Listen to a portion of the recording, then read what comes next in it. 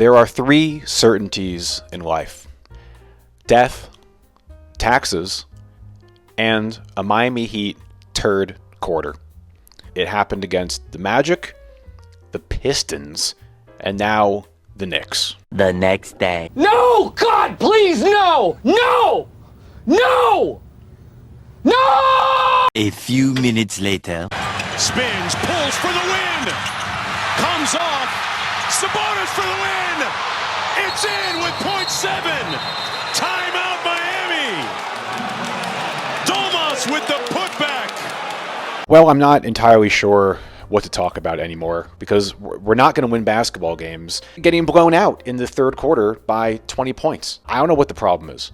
I don't know. I've tried to theorize. I'm convinced that they go to Live nightclub at halftime and get drunk because they come out and play like they're a bunch of drunk people in the third quarter every game.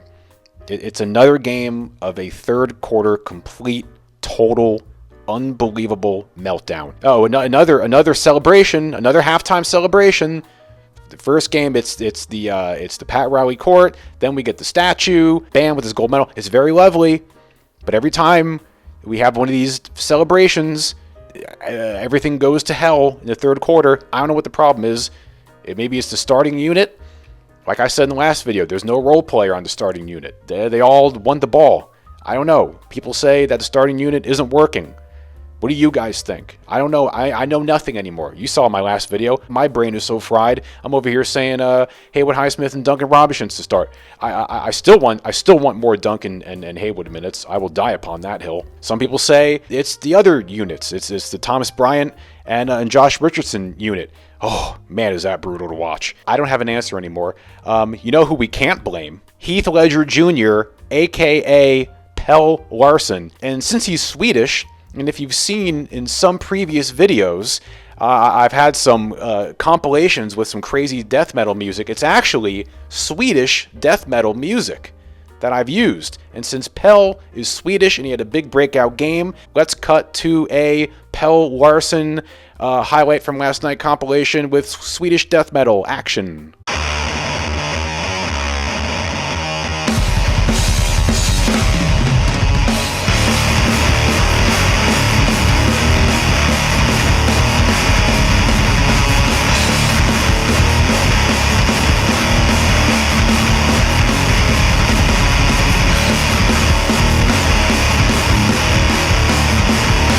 Also, why can't we hit our free throws? Look, it's like 65-70% for damn near every game this season. What is the inability for professional basketball players to hit free throws? One-handed, I will go 21 for 30 from the free throw line. I guarantee you. Don't make me put highlights of me playing basketball. Don't make me show off my skills in this video. I'll do it. I'm telling you, man, this team has me fried. I might be done with Miami Heat videos. I might be done. It's not fun.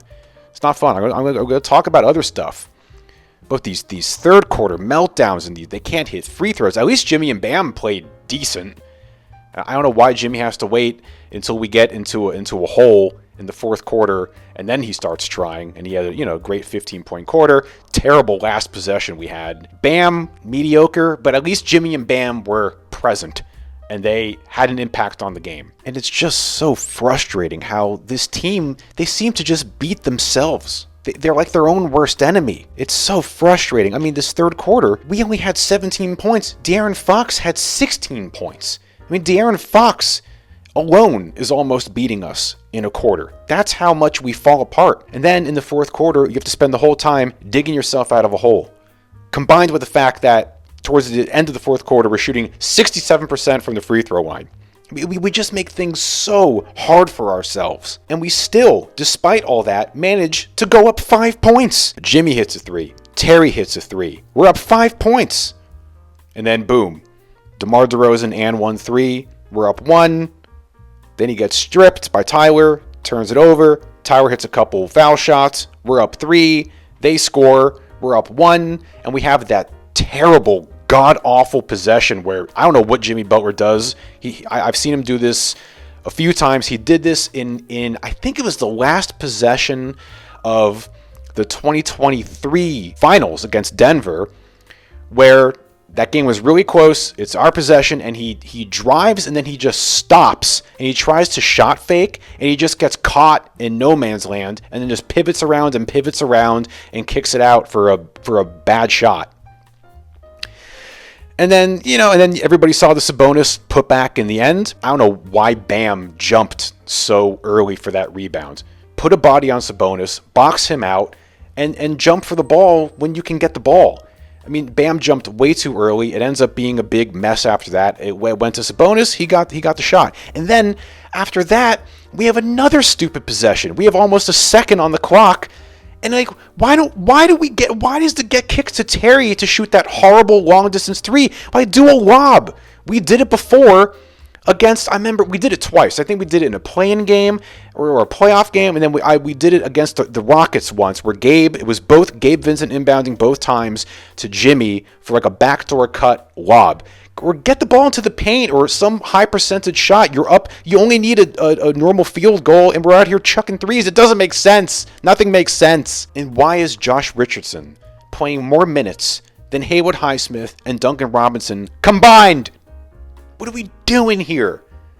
And Duncan was great last night. He played really, really well.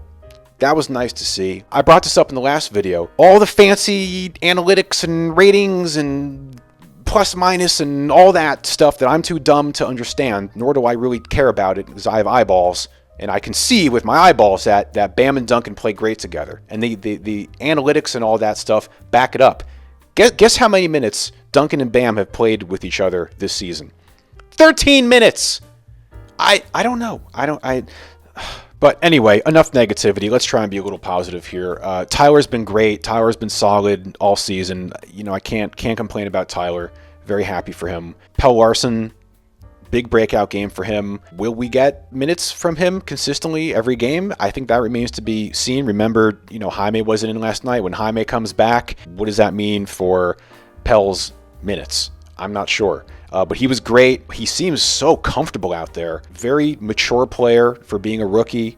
Very physical, very tough, very athletic. He can score. He's just, plug and play kind of guy. Awesome.